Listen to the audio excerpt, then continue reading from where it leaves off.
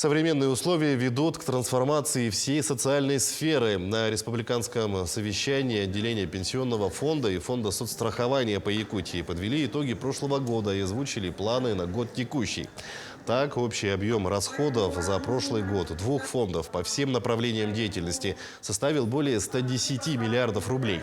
В конце прошлого года в рамках объединения систем пенсионного и соцстрахования в крупнейший фонд оказания социальных услуг был сделан шаг к дальнейшему упрощению взаимодействия граждан, государства и бизнеса.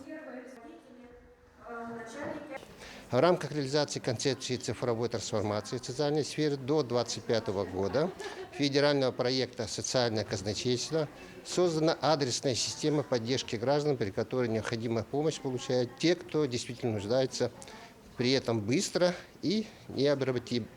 В 2023 году отделение Социального фонда России по Республике Саха выстраивает новую систему исполнения профессиональных задач, поставленных перед нами государством и направленных на повышение качества жизни и благосостояния жителей Республики Саха-Якутия.